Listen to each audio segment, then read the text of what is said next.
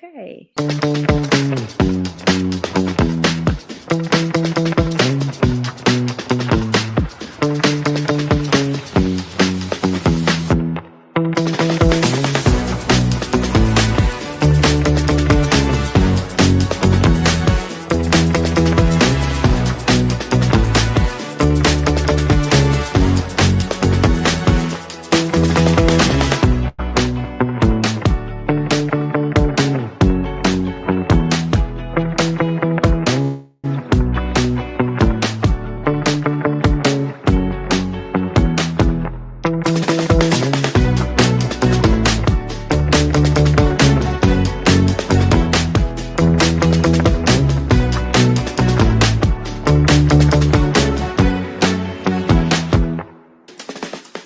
Welcome, everyone, to a new episode of our leadership series. I am so honored to have with me a beautiful woman, an incredible lady, a professional, an author, and just an incredible woman that you get to discover with me today. Sanaa Boutayeb Naïm, welcome.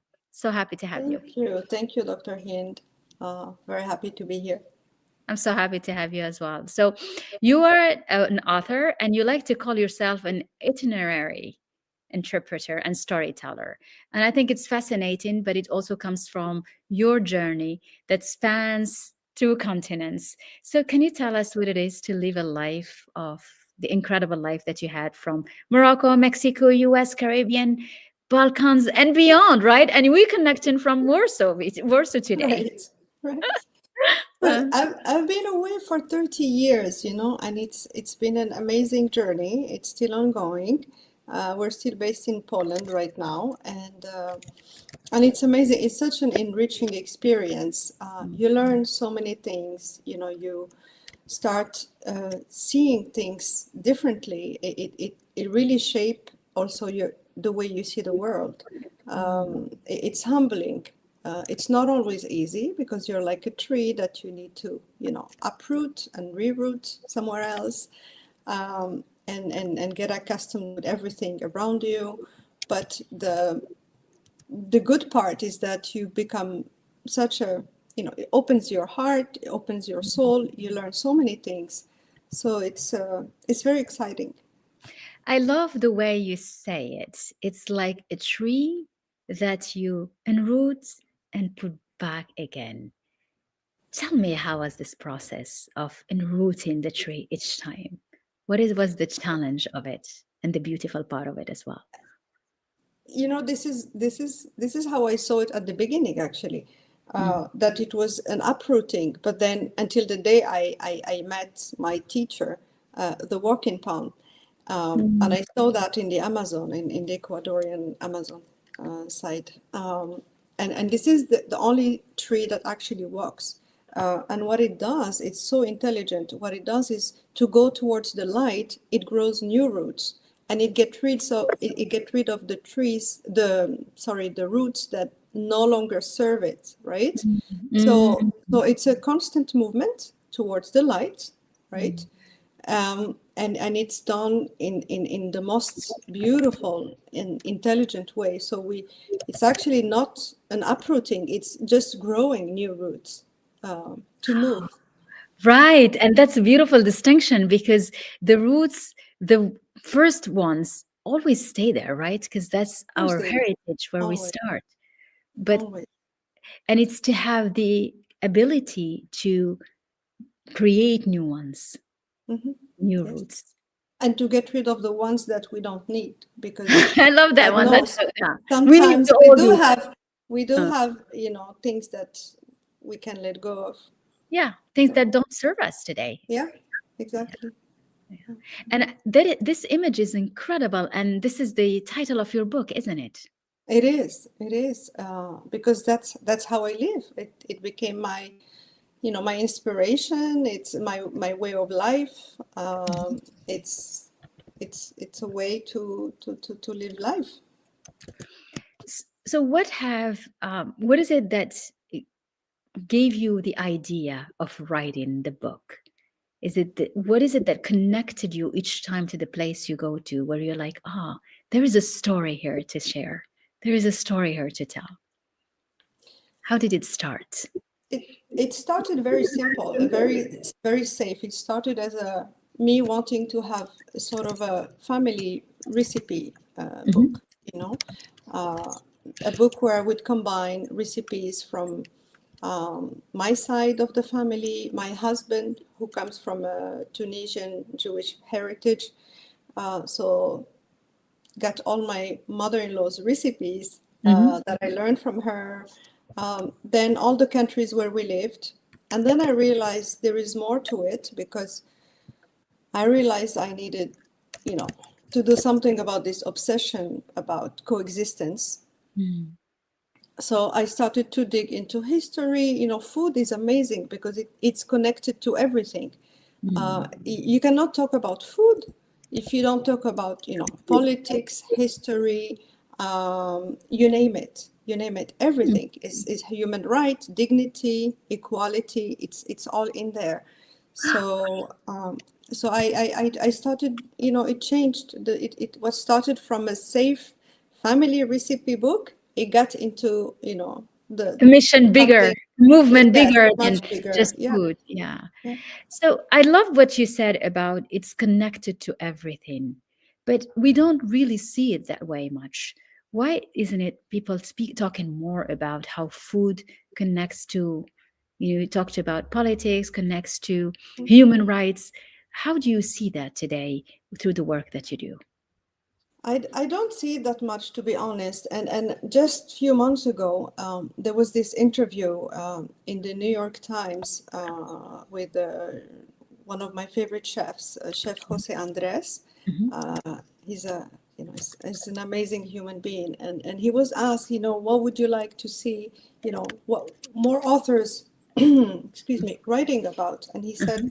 you know, the connection of food to everything, Mm. to, you know, climate change, to national security, to diplomacy, everything.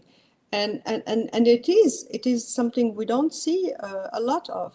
You Mhm. see sometimes just, you know, the economy of this or the anthropology of that, but you Yes. never see the whole picture. Yeah.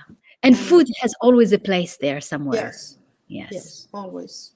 Whether it is the whole ceremony of the food, the preparation of it, where Of the food course. is being brought from. Yes. Yeah, it's related to everything. I mean, you touch on food, you touch on everything. I mean, wars have been won or lost based on, you know, food, uh, Yes. or the scarcity of food. Scarcity of it. Yeah. Yeah, yeah, Yeah. Food and water. I'm also a big fan of water. So we always, it's like everything gets connected to that basic of yeah. water. And water is because we need food, actually. Yeah. Exactly. Yes, and you're the We need specialist of water. We Mm. cannot live without water. So, And we cannot live without water because water we need it to hydrate, but also we need it to produce yes, crops so that we exactly. can feed ourselves. It's fascinating how, you've been in the policy making spheres and economic spheres, and you coming back to it through a different journey, through food, through culinary approach. And And I recipes. salute you for that. Huh? But always connecting it to whatever I've done before, you know, and Yes. somehow it's like coming full circle.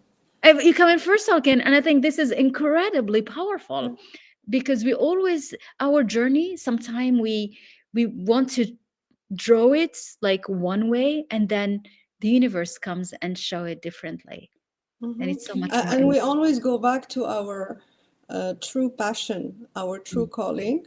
Mhm. No matter what you do, you always ended up, you know, like with the theme of coexistence. I realized I was always, you know, doing something around coexistence. You know, Mm. be it photography, you know, Uh-huh. writing.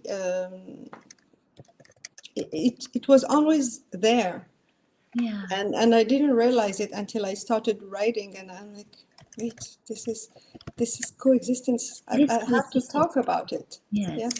And coexistence, it's what we want for a world full of love and peace and so and friendship.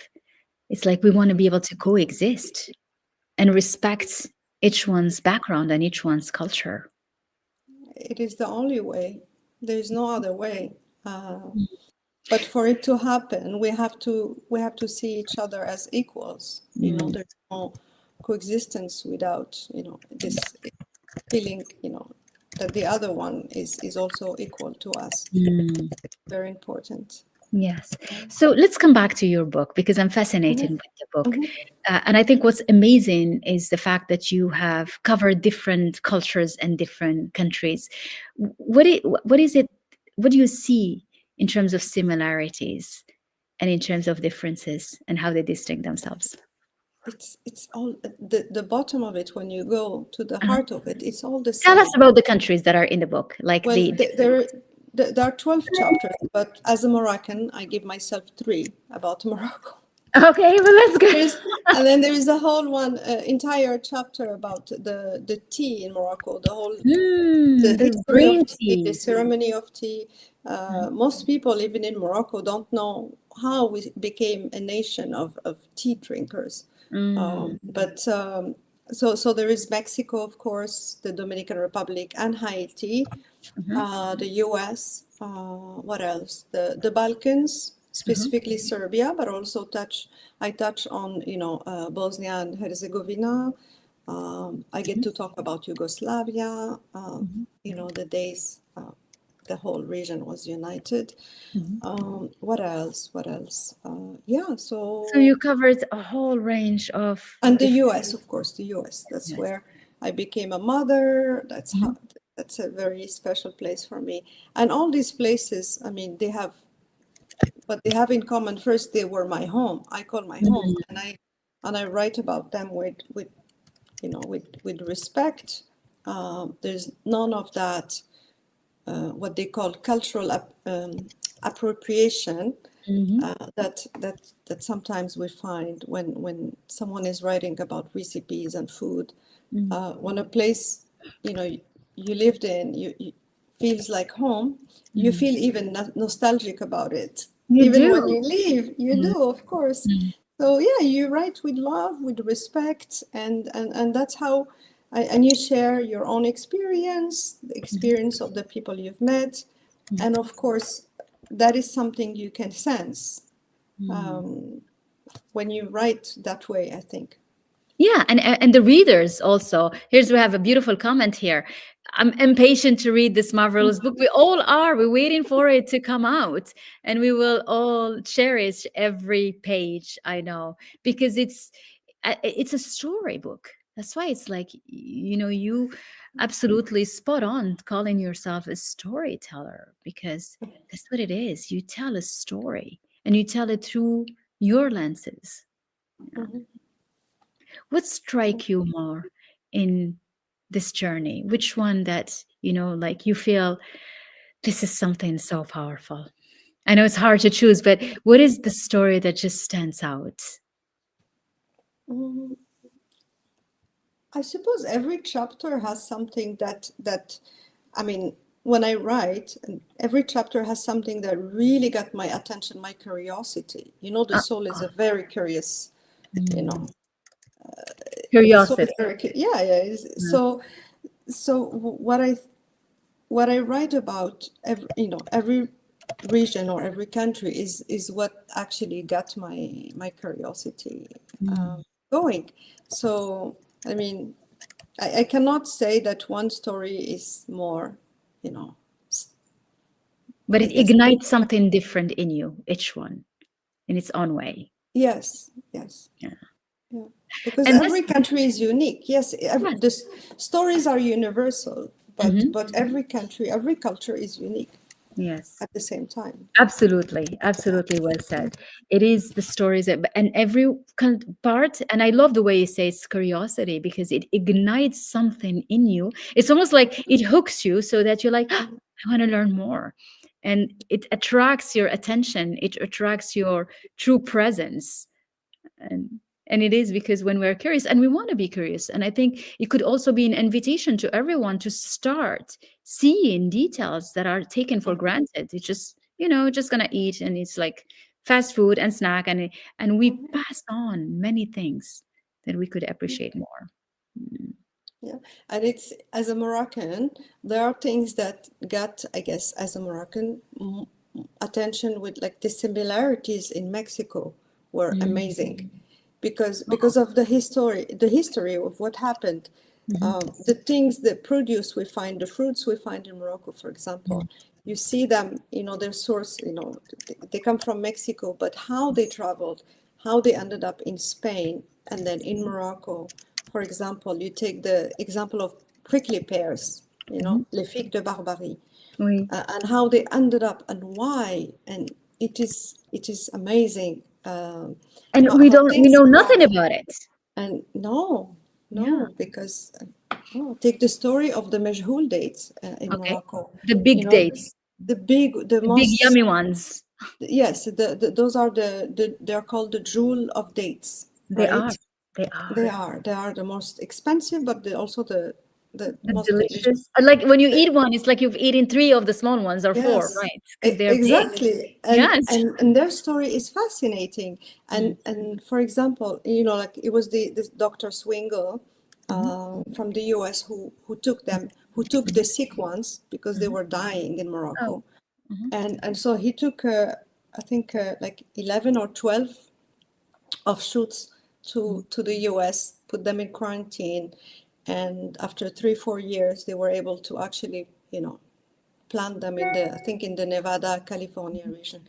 And what is interesting is that through that story, there's a native Indian, a Native American couple, old couple, who actually nursed those Moroccan mashhul dates, the palm trees. Mhm. But you don't find anything about that couple.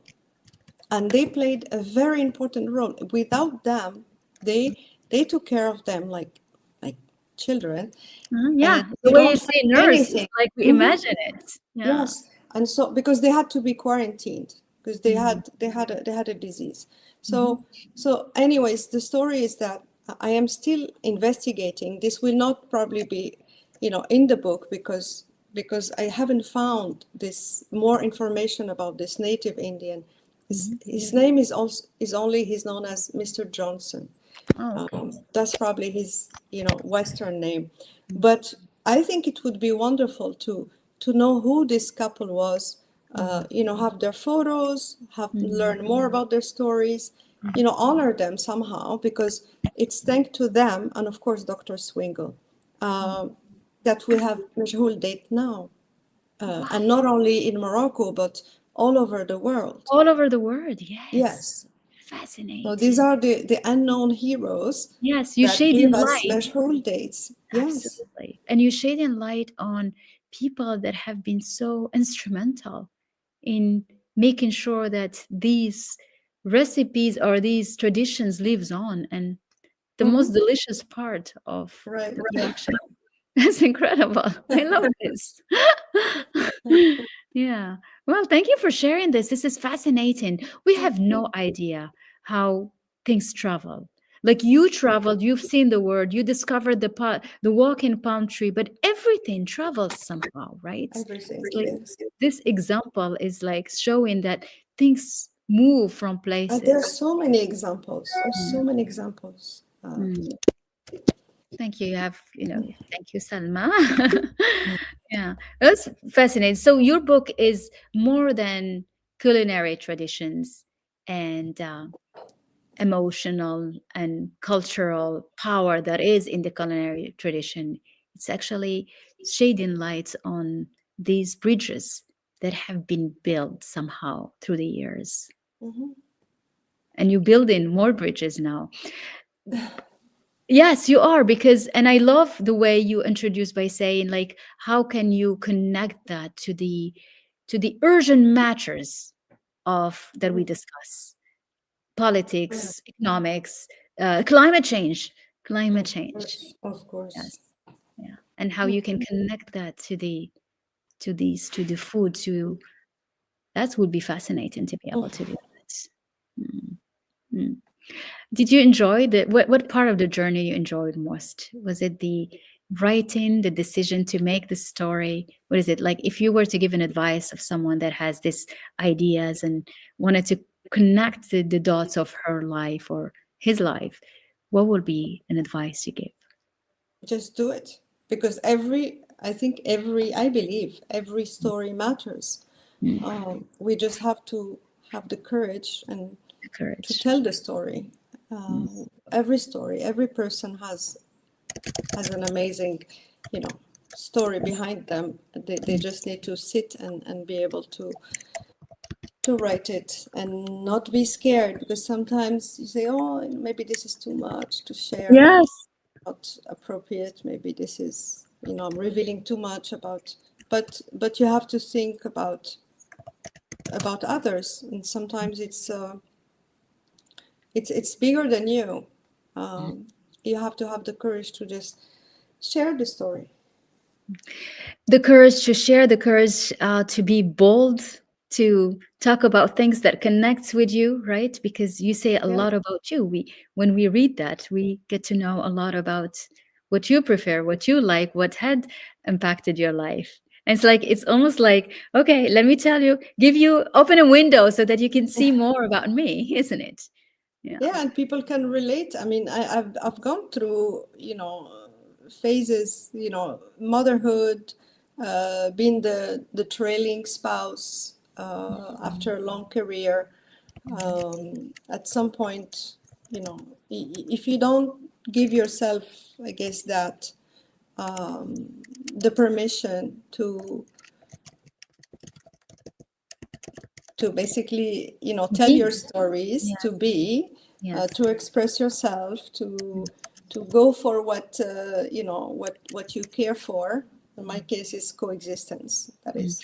Yeah, and That then is it my also, thing.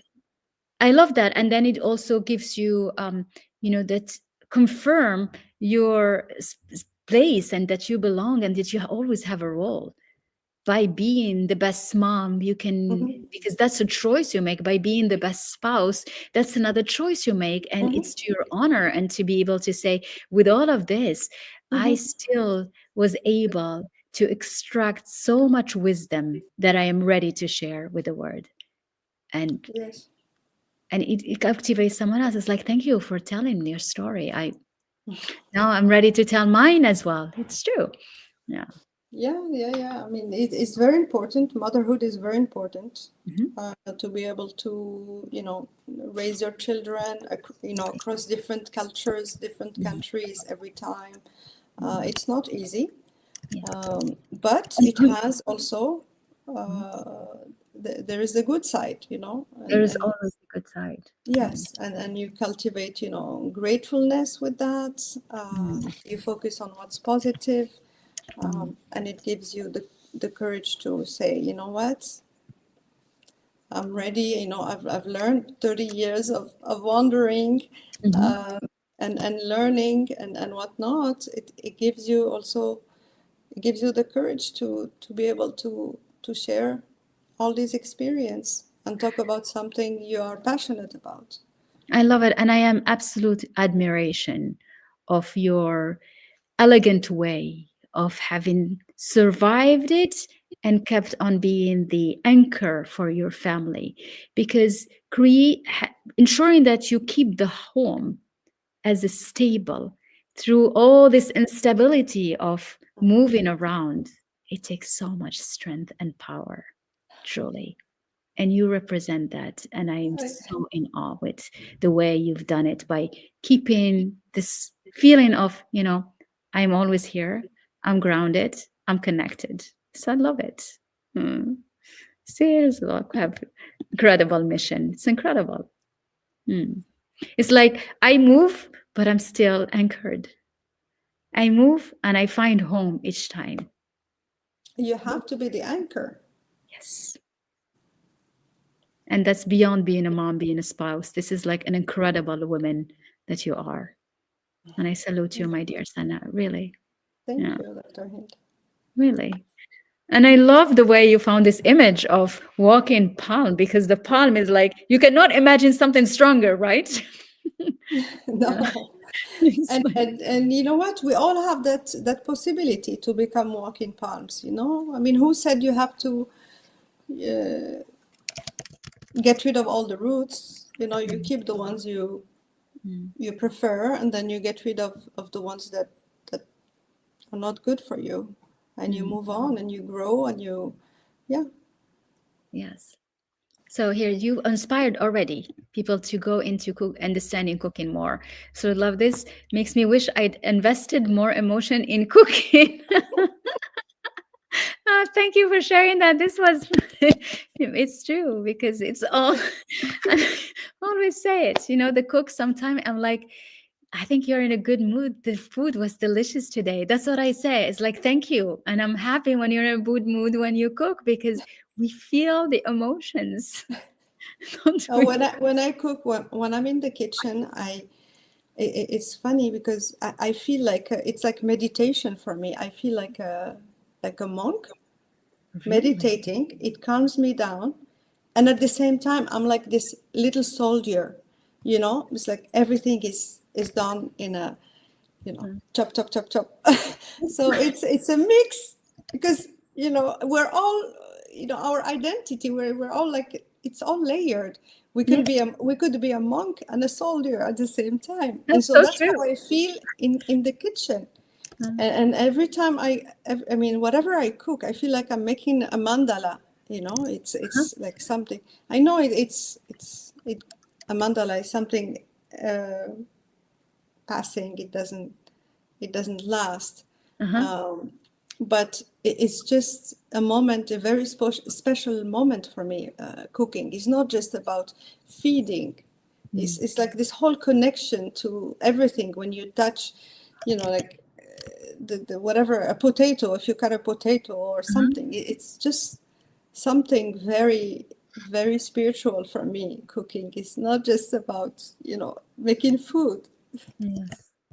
And I love that. And we feel it. We see that it's something bigger than just making food. It's connections, it's understanding, it's history. It's like you almost offer history to people. Yeah, it feels good. We all feel it feels inviting basically to not only read your book, to try your recipe and to learn more about watching your journey to see how this unfolds in connecting all of that to everything bigger than what it is. Yes. Here we go. You have some more comments. Thank you, Alison. The kitchen really is a sacred space It when is. you get It to, is. Who was yes. it that said that God, God is in the pots? I don't Mm. remember who said that, but said Dieu est dans les casseroles. Oh, Uh, wow. Wow.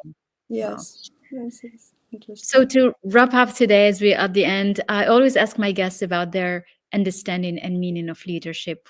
What do you think? What is leadership for you, Sana? Leadership is the first thing is respect towards the other, is to treat the other as an equal. Uh, that is leadership. Then you have the rest, the lead by example and this and that. But first, it has to start with seeing the other as Yes. equal. And I I love, think the other person feels it. of Uh, course. yeah. Yes, I do. So, Thank you so much. Thank you everyone for being thank with you, us. Dr. Hind. This was lovely. Thank you for all the beautiful comments. So here we go. How wonderful. You transmit your passion, and there is a strong transmission, and it feels so Thank good. you. Congratulations. I wish you all the best for this book. We can't wait to hold it in our hand and maybe Thank to see you, it Dr. as Hind. a movie. Inshallah. I felt like I traveled with you today.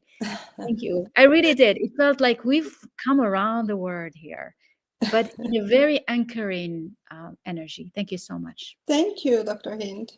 Thank you, Bye. everyone. Thank you, everyone. Ciao.